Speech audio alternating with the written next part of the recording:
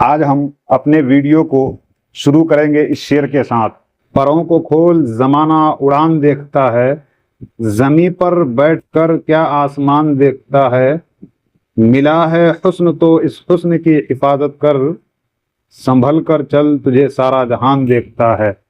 परों को खोल जमाना उड़ान देखता है, जमी पर बैठकर क्या आसमान देखता है।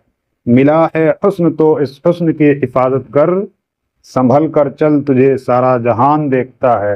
तो स्टूडेंट्स, आप वीडियो का थंबनेल देखकर समझ चुके होंगे कि आज हम इस वीडियो में किस टॉपिक में और किस मौजू पर बात करने वाले हैं, किस लेक्चर को और किस सबक को पढ़ाने वाले हैं। आज इस लेक्चर में, इस वीडियो में हम आपको पढ़ाने वाले हैं क्लास 10 उर्दू की किताब जिसका नाम है दरख्शा। तो वो जब किताब को आप ओपन करेंगे तो आपको कुछ इस तरह से इंटरफेस दिखेगा। सबसे पहले आपको लिखा हुआ मिलेगा फहरिस्त। तो स्टूडेंट्स, हर किताब के शुरू में एक फहरिस्त होती है, एक लिस्ट होती है जिसमें सारे चैप्टर्स के नाम लिखे होते हैं, वो कितने यूनिट होते हैं और कितने हिस्से में होते हैं। जैसे हमारे यहाँ पे लिखा हुआ है हिस्सा नस्र। ये किताब दो हिस्से में बटी हुई है, एक हिस्सा नस्र, दूसरा हिस्सा नज़्म। तो अभी फ़िलहाल हिस्सा नस्र दिख रहा है, आगे जब हम पढ़ेंगे तो हिस्सा नज़्म भी दिख जाएगा। तो स्टूडेंट्स, ये हेडिंग में लिखा हुआ है फहरिस्त, और पहला क्या है, पहला पोर्शन इसका है हम्द, और दूसरा क्या है, अफसाना है। इसी तरीके से हम आगे देखते जाएंगे। तो हम्द के अंदर क्या है, हम्द के अंदर है हम्द खुदाए अज़्ज़ व जल, और ये जो पहला चैप्टर है हम्द खुदाए अज़्ज़ व जल, ये हम्द है और उसके राइटर जो हैं ये शबनम कमाली साहब हैं। इसी तरीके से हिस्सा नस्र है। हिस्सा नस्र के अंदर अफसाना आता है, मजमून आता है, गज़ल आता है। तो फिलहाल जो बोर्ड पे हमें दिख रहा है हम उसी पे चर्चा करेंगे। तो ये क्या है, अफसाना।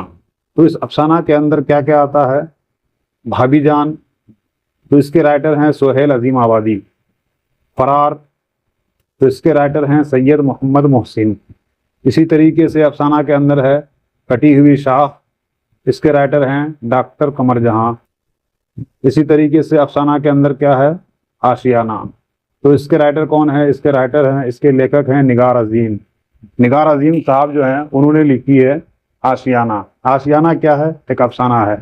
तो ये जितनी सारे हैं, भाभी जान, फरार, कटी हुई शाख, आशियाना, तो ये सब सारे जो हैं ये अफसाना के अंदर आते हैं। तो फिर हम जब आगे बढ़ेंगे तो हम मजमून पढ़ेंगे, और उस मजमून के अंदर क्या क्या आता है तो हम अभी आगे थोड़ी देर में उसको भी देख लेंगे। तो ये जो पोर्शन है हमारा अफसाना वाला है, और अफसाना के अंदर ये चीज़ें आती है। जैसे भाभी जान, तो इसके राइटर हैं सोहेल अजीम आबादी। फरार, ये भी एक अफसाना है, तो इसके राइटर हैं सैयद मोहम्मद मोहसिन।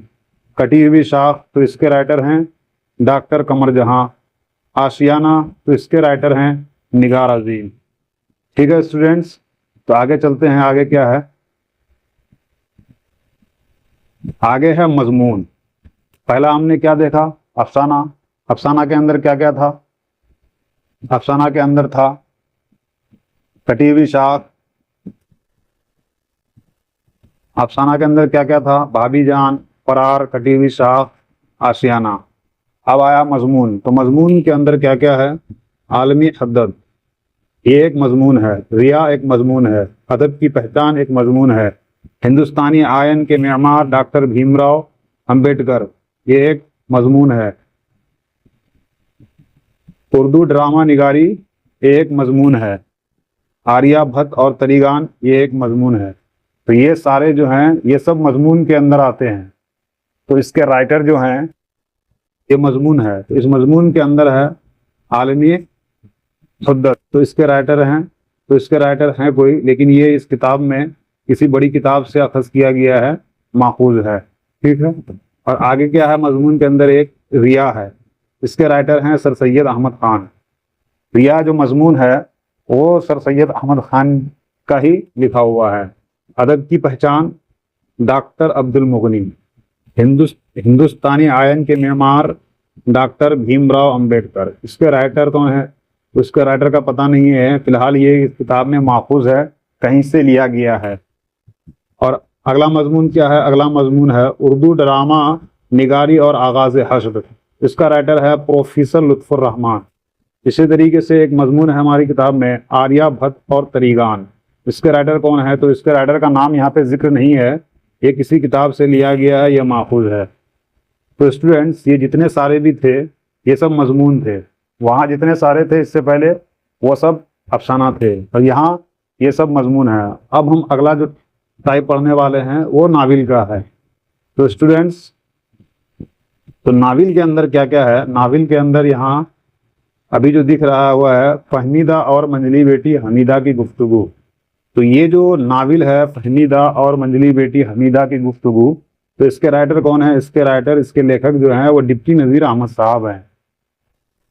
یہ ہے مکتوب نگاری، پہلا کیا تھا؟ افسانہ، دوسرا کیا تھا؟ مضمون، تیسرا کیا تھا؟ ناول، اور یہ چوتھا کیا ہے؟ مکتوب نگاری۔ تو مکتوب نگاری کے اندر کیا کیا ہے؟ مکتوب نگاری کے اندر ہے سید شاہ کرامت حسین کرامت ہمدانی کے نام، اپنی بیٹی صغرا کے نام، مولوی سید مقبول احمد ہمدانی کے نام، یہ تین جو ہے یہ تین مکتوب نگاری کے اندر آتے ہیں۔ تو سید شاہ کرامت حسین کرامت ہمدانی کے نام، اس کے رائٹر ہیں اسد اللہ خان غالب، اپنی بیٹی صغرا کے نام، اس کے رائٹر ہیں عبد الغفور شہباز، مولوی سید مقبول احمد ہمدانی کے نام، اس کے رائٹر ہیں مہدی افادی۔ اور اسی طریقے سے ہماری کتاب میں ایک ہے انٹرویو، تو انٹرویو کے اندر کیا ہے؟ انٹرویو کے اندر صرف ایک ہی چیپٹر ہے بیدی سے انٹرویو، اس کے رائٹر کون ہے؟ تو اس کے رائٹر کا نام نہیں لکھا ہوا ہے، یہ فی الحال ماخوذ ہے، کسی کتاب سے لیا گیا ہے۔ تو اسٹوڈینٹس وہ یہ جو تھا ہمارا یہ حصہ نثر تھا جو کمپلیٹ ہو گیا، اور یہ جو حصہ دکھ رہا آپ کو یہ حصہ شاعری ہے۔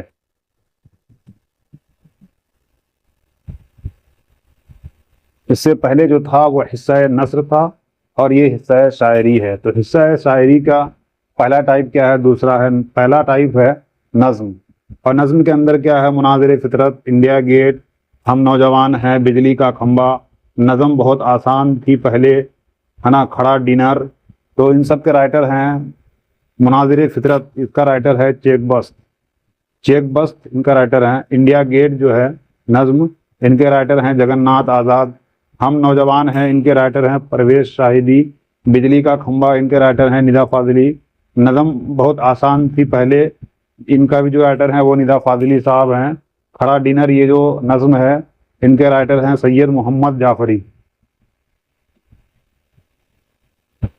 تو اسٹوڈینٹس ہم نے حصہ شاعری کا پہلا جو قسم تھا وہ دیکھ لیا، وہ کیا تھا؟ نظم تھا۔ دوسرا کیا ہے؟ مرثیہ، تو مرثیہ کے اندر کیا ہے؟ مرثیہ کے اندر صرف ہے عارف کی موت پر، اس کے رائٹر کون ہے؟ تو اس کے رائٹر ہیں اسد اللہ خان غالب۔ اور تیسرا کیا ہے؟ مثنوی ہے، تو مثنوی کے اندر کیا کیا ہے؟ مثنوی کے اندر ہے زہر عشق اقتباس ہے، گلزار نسیم اقتباس ہے، تو یہ زہر عشق جو ہے اس کے رائٹر ہیں شوق لکھنوی، اور گلزار نسیم جو ہے اس کے رائٹر ہیں دیا شنکر نسیم۔ ایک اور ہے جذبہ عشق، تو اس کے رائٹر ہیں غلام حمدانی مصطفی۔ اسی طریقے سے ایک قسم ہے غزل، حصہ شاعری میں سے ایک قسم ہے غزل، تو اس غزل کے اندر کیا کیا ہے؟ ساعتیں گزری جو غفلت میں سمجھ لے کھو گئے، اس کے رائٹر ہیں مبارک عظیم آبادی۔ اور دوسرا ہے گر گئے افسوس کس کس کی نظر سے کیا کہیں، اس کے رائٹر ہیں مبارک عظیم آبادی۔ دولت درد کو دنیا سے چھپائے رکھا ہے، اس کے رائٹر ہیں احمد فراز۔ تیرے ہوتے ہوئے محفل میں جلاتے ہیں چراغ، اس کے رائٹر ہیں احمد فراز۔ قلب و جام حسن کی گہرائیاں رہ جائے گی، اس کے رائٹر ہیں حسن نعیم۔ فسانہ غم کا کوئی غم گسار ہو تو کہے، اس کے رائٹر ہیں حسن نعیم۔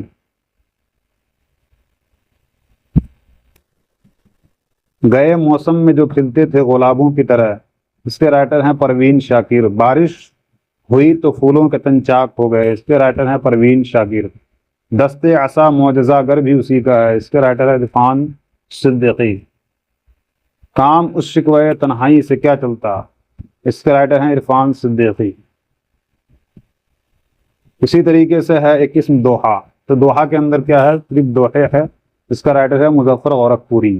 اور ایک قسم ہے گیت، تو گیت کے اندر کیا ہے؟ جمنا کی لہریں اٹھتی ہے، اس کے رائٹر ہیں سلام مچھلی شہری۔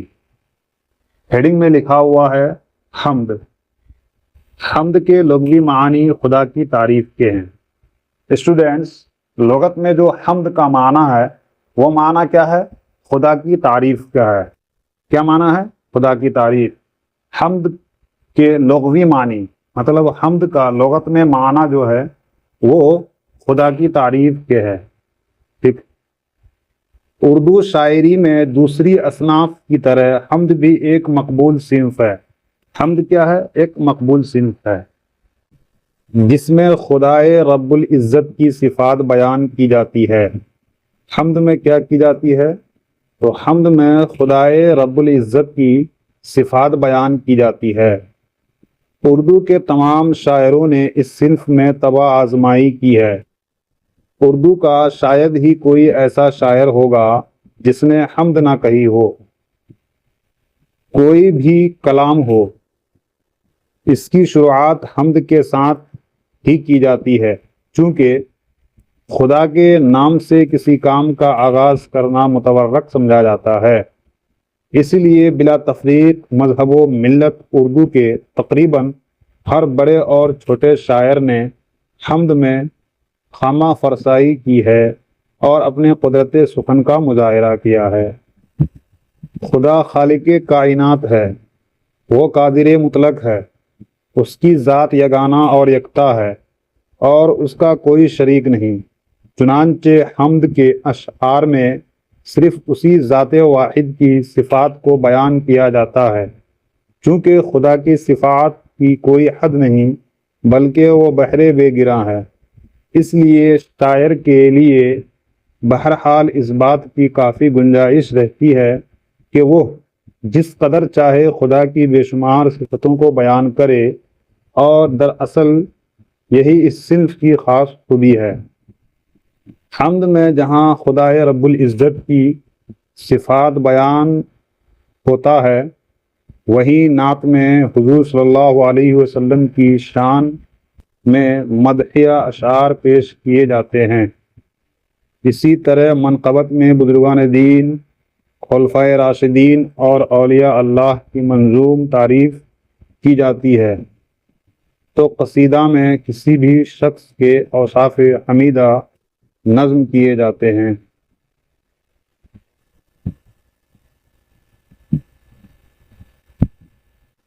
حمد کے لغوی معنی خدا کی تعریف کے ہیں۔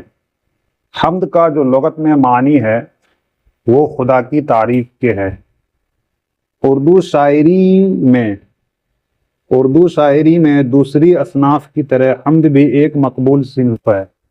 اردو شاعری میں عربی فارسی جس طرح سے شاعری ہوتی ہے، اسی طرح اردو شاعری میں دوسری اصناف کی طرح، اردو شاعری کے بہت سارے اصناف ہیں، تو انہی اصناف کی طرح حمد بھی ایک مقبول صنف ہے، جس میں حمد میں خدائے رب العزت کی صفات بیان کی جاتی ہے۔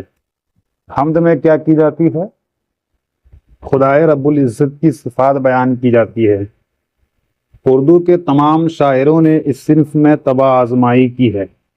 اردو کے تمام شاعر، اردو کے جتنے بھی بڑے چھوٹے شاعر ہیں، ان لوگوں نے اس صنف میں، کس صنف میں؟ اردو شاعری میں، اس صنف میں کیا کیا ہے؟ طبع آزمائی کی ہے۔ اردو کا شاید ہی کوئی ایسا شاعر ہوگا، کس کا شاعر؟ اردو کا شاعر۔ لکھا ہوا ہے کہ اردو کا شاید ہی کوئی ایسا شاعر ہوگا جس نے حمد نہ کہی ہو۔ کوئی ایسا شاعر نہیں ہے جنہوں نے حمد نہیں کہی ہے، ہر ایک شاعر نے حمد کہی ہے۔ کوئی بھی کلام ہو، اس کی شروعات حمد کے ساتھ ہی کی جاتی ہے۔ کوئی بھی کلام ہو، سمجھے، تو اس کی شروعات کس سے کی جاتی ہے؟ حمد کے ساتھ کی جاتی ہے۔ کیوں کی جاتی ہے؟ چونکہ خدا کے نام سے کسی کام کا آغاز کرنا متورک سمجھا جاتا ہے۔ مطلب کسی بھی کام کے شروعات میں خدا کا نام لینا، خدا کے نام سے کام کا آغاز کرنا برکت سمجھا جاتا ہے۔ اسی لیے بلا تفریق مذہب و ملت اردو کے تقریباً ہر بڑے اور چھوٹے شاعر نے حمد میں خامہ فرسائی کی ہے۔ تو بلا تفریق مذہب و ملت اردو کے تقریباً ہر شاعر، چھوٹے بڑے جتنے بھی شاعر ہیں، سب شاعر نے حمد میں خامہ فرسائی کی ہے، حمد میں خامہ فرسائی کی ہے اور اپنے قدرت سخن کا مظاہرہ کیا ہے، اور بات کرنے کی جو قدرت ہے اس کا اظہار کیا ہے، اس کا مظاہرہ کیا ہے۔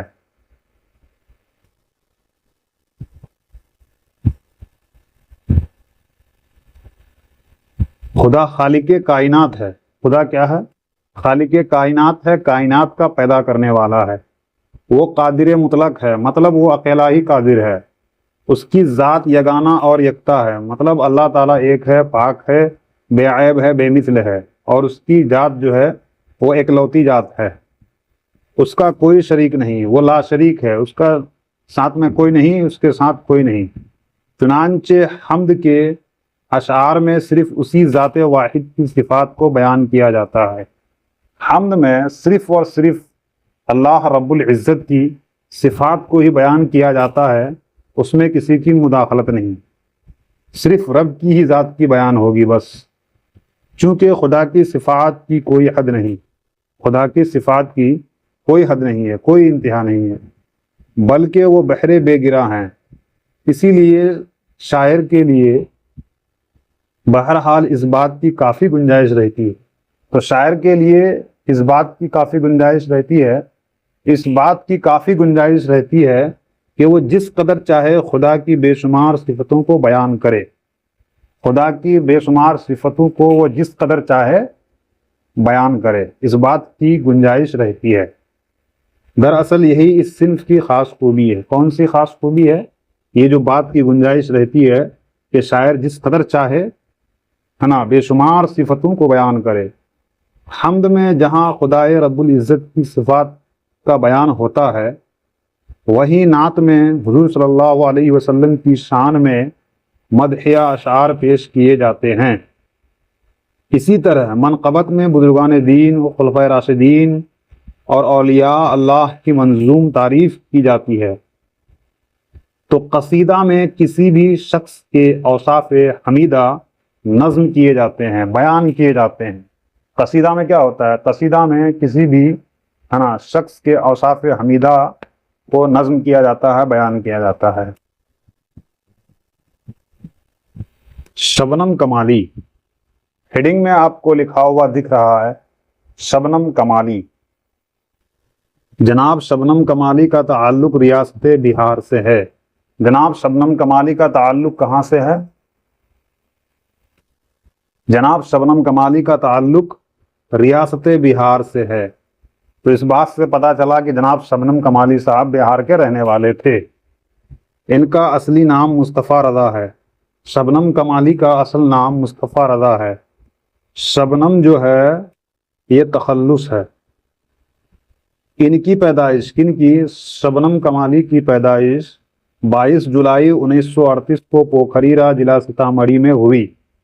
ان کی مذہبی منظومات، کن کی؟ جناب شبنم کمالی کی مذہبی منظومات، خاص طور پر نعتیہ شاعری کے کئی مجموعے شائع ہو چکے ہیں۔ ان میں انوار عقیدت، ریاض عقیدت، ضیاء عقیدت، فردوس عقیدت اور صحبہ عقیدت مشہور ہیں۔ غزلوں اور نظموں کے بھی کئی مجموعے شائع ہو چکے ہیں۔ نصاب میں شامل یہ حمد بے عنوان حمد خدائے عز و جل جناب شبنم کمالی کی ہی تخلیق ہے، جناب شبنم کمالی کی ہی لکھی ہوئی ہے۔ شبنم کمالی نے اپنی زندگی کا بیشتر حصہ وعظ و تبلیغ اسلامی اور مذہبی اقتدار کی تلقین میں صرف کی۔ انہوں نے اپنی زندگی کا بیشتر حصہ وعظ و تبلیغ میں خرچ کر دی۔ وہ اللہ اور اس کے پیارے نبی محمد رسول اللہ صلی اللہ علیہ وسلم کے عاشق صادق تھے، سچے عابد تھے، سچے پیروکار تھے۔ چنانچہ اپنی تقریروں اور شعری تخلیقات میں انہوں نے اپنے بھرپور والہانہ جذبات کا اظہار کیا۔ مطلب جناب شبنم کمالی ایک ایسے شخص تھے جو اللہ اور اس کے رسول کے بہت ہی سچے عاشق تھے، جو اللہ اور اس کے رسول کے ماننے والے تھے، ان کے چاہنے والے تھے، اور انہوں نے اپنی تقریر اور شاعری تخلیقات میں بھرپور والہانہ جذبات کا اظہار کیا۔